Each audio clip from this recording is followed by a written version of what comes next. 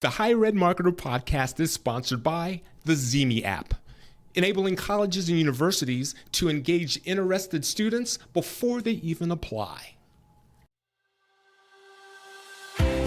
You're listening to The Higher Ed Marketer, a podcast geared towards marketing professionals in higher education. This show will tackle all sorts of questions related to student recruitment, donor relations, marketing trends, new technologies, and so much more. If you're looking for conversations centered around where the industry is going, this podcast is for you. Let's get into the show.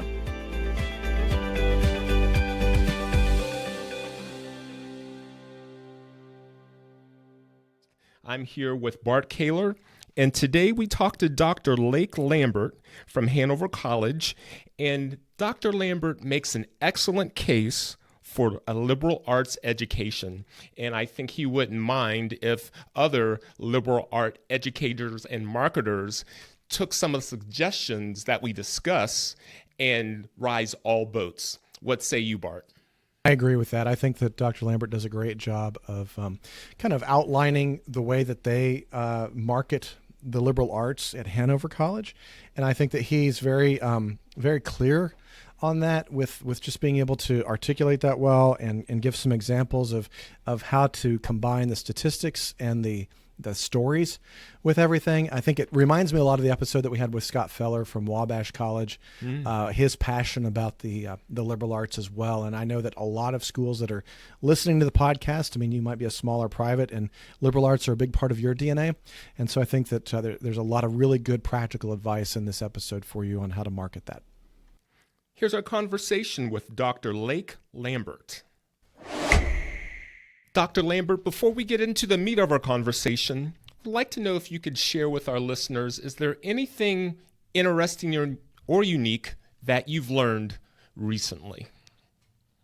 Yeah, I was at a meeting with some other college administrators and heard a really interesting presentation on the validity of the Bureau of Labor Statistics estimates of career growth in certain fields and what their track record is, which I found very interesting because so many of us in higher education rely on that data to make decisions about academic programs and career preparation programs, and I didn't realize how shaky that data really was, and it's made me think quite a bit about how much we rely on that data. Thank you. If you would, please tell everyone about Hanover College and a little bit about yourself, how long you've been there, etc. Hanover College is a small college located on the Ohio River in southern Indiana. If you were traveling by river, which happened when the college was founded in 1827, we were located halfway between Louisville, Kentucky, and Cincinnati, Ohio, on the Ohio River. And that's how early students arrived at Hanover, was by riverboat. Today, Hanover is a college of about 1,100 students. That includes traditional residential undergraduates, but then also students in our new Doctor of Physical Therapy program. And I know Hanover's really known, or I shouldn't say really known, but one of the things it's known for, it's its beautiful campus. It is. Our campus is 650 acres, sitting on a bluff over the Ohio River. We occupy about 125 of those acres. The rest of it is lush green space. We have over 5 miles of hiking trails on our campus. And it's just a beautiful place to live and to study, and it's a great place if you love the outdoors, and you see that is an important part of your life and a great way for you to relax and study too. Would really recommend listeners to research and to go out and look at some of the images on your website or by Googling Hanover. Bart? And I would even suggest too a little plug for the college tour, because I know that you guys are featured on the college tour, and one of our other guests on the episode, Alex Boylan, was on campus with you, and I'm sure that they got some gorgeous shots. I saw one of the trailers the other day, and so that would be another way for everybody to kind of start to to really experience that. So I wanted to kind of get started on the first question here, Dr. Lambert, and it kind of goes a little bit with what you started to say about what you learned about the Bureau of Labor Statistics and the idea that so much of career readiness and so many times colleges are so focused on which be focused on outcomes, but sometimes we kind of lose sight of we are preparing students for careers that don't even exist yet sometimes. And one of the things that I know in my own background, I went to a small private college that focused a lot on the liberal arts, much like Hanover, that there's a reality that the liberal arts has really evolved, and it's becoming kind of it's coming back into a very important part of education. Tell us a little bit about that and your thoughts on that. Well, certainly the liberal arts has evolved ever since their origins in the Greek and Roman times to now, and even in American higher education that's evolved considerably too. When Hanover was founded, the liberal arts meant that you read great books in Latin and in Greek, and you read the Bible in Hebrew and the ancient languages, and that's what an education was, and that's really what an education looked like at Hanover for almost 100 years from its founding. But then as times changed and we began to see the value of teaching about the sciences, teaching in English, and the repertoire of what we consider to be an important part of the liberal arts has changed. That's pretty fascinating, Dr. Lambert, and I really like the history of how you just outlaid the liberal arts education. But I think kind of getting back to kind of the idea of how critical it is going into the 21st century, or now that we're in the 21st century, and we're not going into it, but how critical it is for students to be able to have more of that well-rounded education. Why don't we talk a little bit about that and the application of what that means for career readiness? Well, at Hanover, we really like to talk about combining a liberal arts education with career readiness, that it's not a choice that a student has to make, but instead they should see it as different parts of the same path, a question of breadth and depth of what I also describe as long-term thinking and short-term thinking. For an immediate impact in the short term when a student graduates, yes, absolutely. You need to be career ready. But to be able to continue to adjust and change as the world around you changes, you need the long-term benefits that the liberal arts curriculum provides, because that's what's going to develop those great critical thinking skills, the communication skills, and expose you to a variety of subject areas that you're going to be able to turn to and build on for the rest of your life. That's great. So I think that kind of what I'm hearing you say is that it's not an either or. I mean, I think sometimes people have always thought in the past, at least, 35 years ago, 40 years ago, when I went to school, it was kind of like, well, are you going to go this path or are you going to go this path? And I think that even though I went one path, it felt like the liberal arts felt a little bit more like it was bolted on rather than what I'm hearing you describe as integrated at Hanover College. And so I think that even makes it more relevant. Is that what you're finding with your students? I think it's about relevancy, and it's also about the reality of how the world works. An employer today wants to know that you can make an immediate impact when you come into their organization. They want to know that you have a certain set of skills and ways that you can add value when you arrive. But then also, too, you need to know that over the course of a career and a lifetime that you can adapt to developing into new careers that don't even exist now. So both of those are essential. And the idea that you have to choose, I would say that type of dualistic thinking is exactly what a liberal arts education always challenges. That it's not about, you just don't choose either or. You always have to think critically about how it can be both and.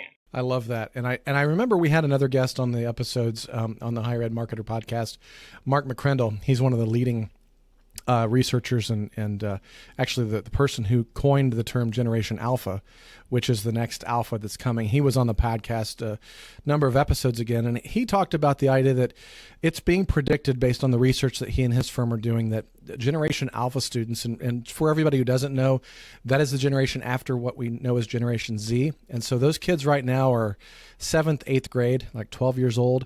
They will be, they'll be looking at colleges here in the next 2 or 3 years. So we're going to make a quick pivot from Generation Z to talking a lot about Generation Alpha. But in Mark's research, he said that, it's predicted that those kids will have 10 to 12 career changes throughout their lifetime. Now, certainly they will have longer lives than we do, but the idea that, I remember my dad had one career. A lot of the boomers have experienced that. But we're getting ready to go into an alpha that is going to have 10 to 12 career changes, or at least changes in their job. So that's, all the more reason to me, it seems like, for the basis of a liberal arts education. I agree completely. It's only the world is only accelerating, change is only accelerating, and we have to be ready for that. I think the challenge, if you're a 17-year-old, is understanding what long-term thinking means versus short-term thinking.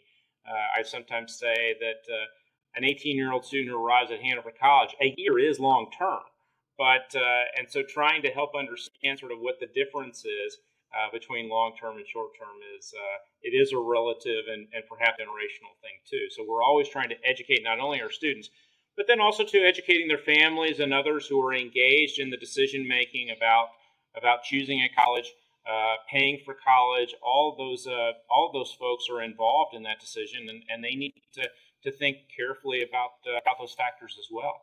Yeah, what I'm hearing you say is that idea of looking at life focused rather than year to year. That's where, at least for me, I know with my liberal arts education, I can manage people better. I can understand things that are going on in the world better. Having access and have read some of those great books and having a little bit more well-rounded.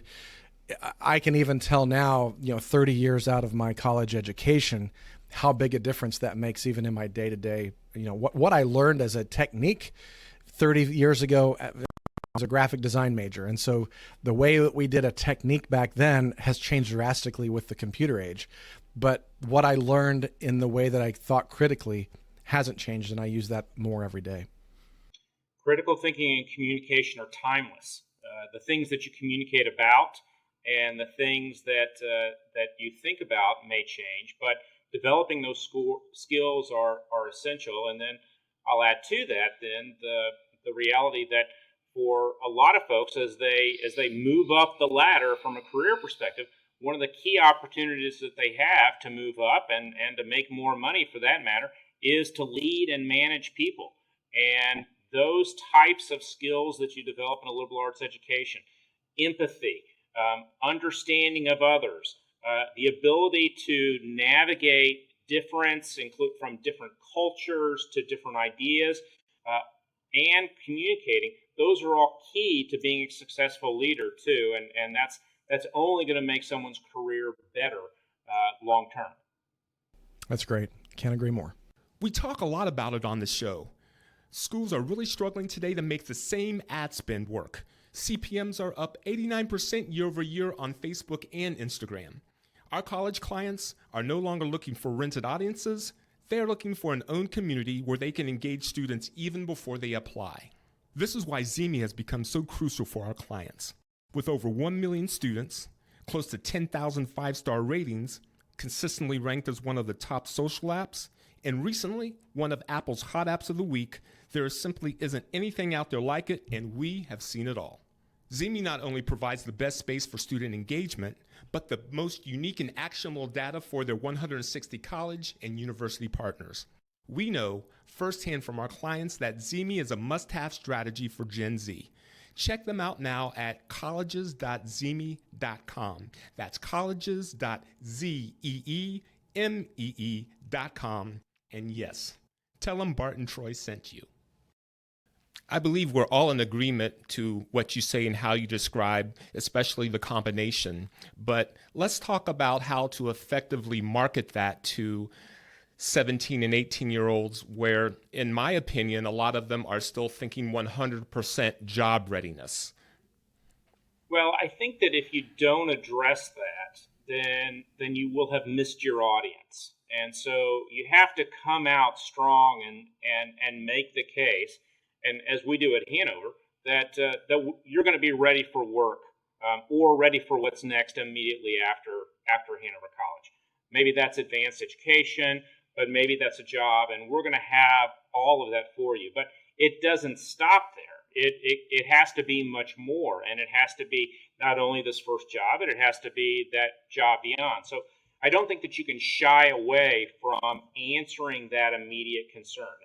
And there's good reasons for families to have that immediate concern and for students. Some of that has to do simply with the cost of a higher education. Some of that has to do, I think we have to be very honest, it has to do with debt and wanting to know sort of how college debt and career go together. And so unless we can answer that question, then I think that we will lose students. And then liberal arts education will be what it was often accused of being, only for the elite. And that's not what it is. So it always has to be this both and. But I don't mind leading with career readiness.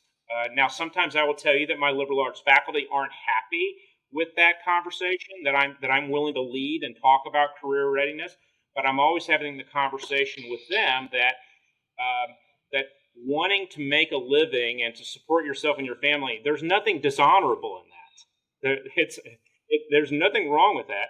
But on the other hand, we have to tell our students that the only purpose in life is not to make a living. There's much more to life than a job and money. So those are always then the cross points. Yeah, I think that's so good, and I know that when we had Peter Ashley, one of the members there on your team at Hanover on the podcast last year, and I know one of the things that he talked about was the way that you guys kind of manage that tension of being able to tell the stories and be able to utilize video and very creative means of being able to tell those stories, but also recognize that some of those stories are going to include the outcomes, the career readiness.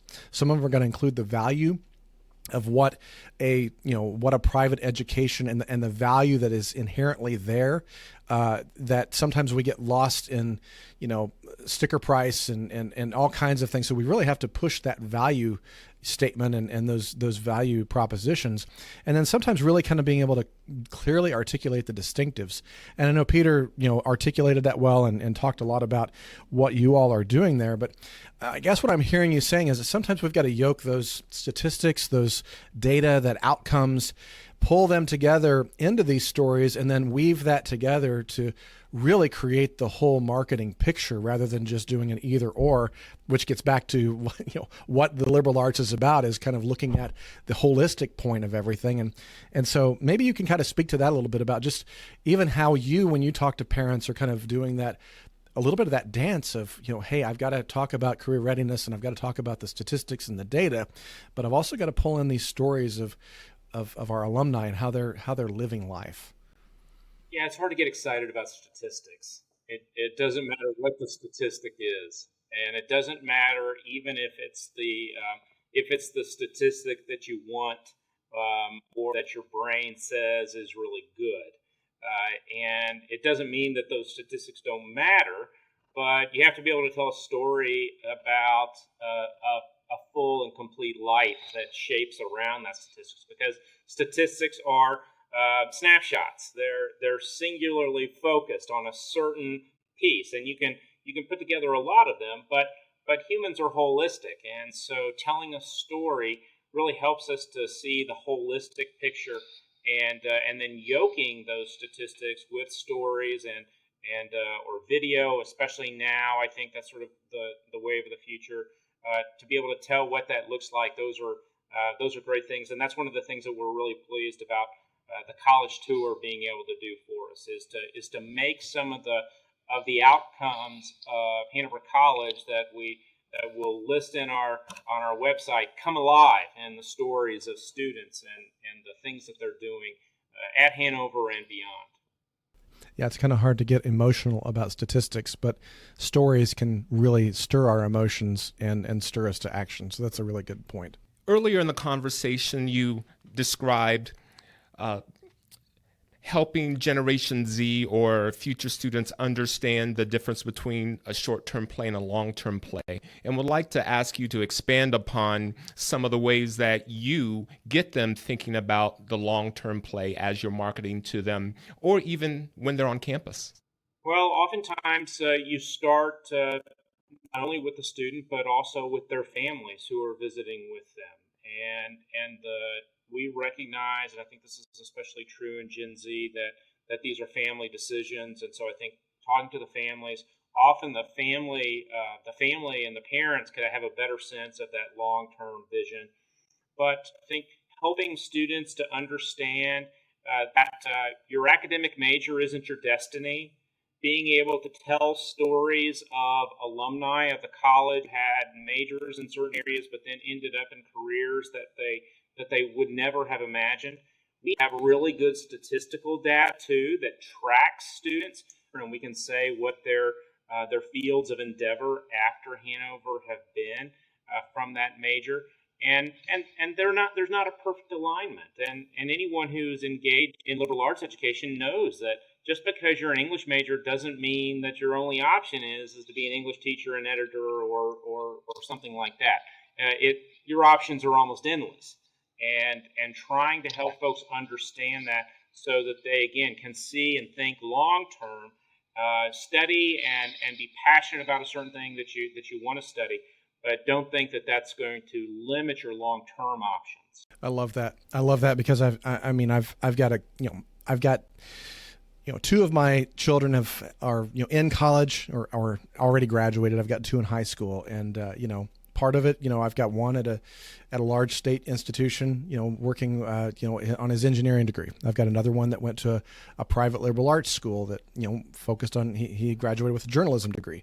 And I think exactly what you're saying, there's that benefit that I see, that added element of the liberal arts that really kind of add. And I know that, a lot of the state schools will talk about the general education elements that they're adding, but there is something a little bit deeper that when you have the room in the academic schedule and the room for some more of the deeper level liberal arts, without having to get so focused on some of the tactics of a craft or a skill, you've got the room to do that. So I think that's such a valuable thing to talk about, that breadth and depth across the way.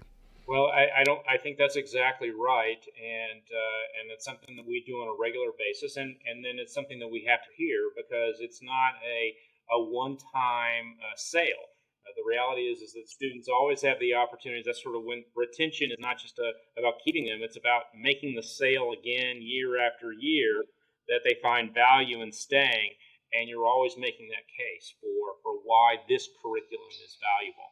Dr. Lambert, as we close the episode, would there be either a final thought that you would like to offer that we didn't cover, or maybe a piece of advice that people within your role that you can offer them that they could implement soon after listening to the podcast? The best marketing is to connect stories and statistics, and the degree to which we can do that in what we say, in how we communicate the message about institution, that's really where the wins are going to be found for institutions in recruiting and in retention long term.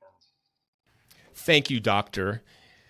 For those that would like to reach out to you or contact you after they listen to the episode, what would be the best way for them to do that? Lambert@hanover.edu. Thank you. And I'd also like to put in a plug that, following you on social media is a wonderful follow, both you and Hanover College. So we appreciate you putting out what you do. Bart, do you have a final thought you'd like to share before we close the episode? Yeah, I just want to highlight a couple things that Dr. Lambert said that I thought were so really good. And I really like that last element that he talked about with, if you have to, leaving this afternoon and going out and being able to start looking at how can I start combining the data and the stories? How can I start making this data, pull a story of somebody that's on campus that's actually living out the piece of data that you're trying to communicate, and create emotion around that?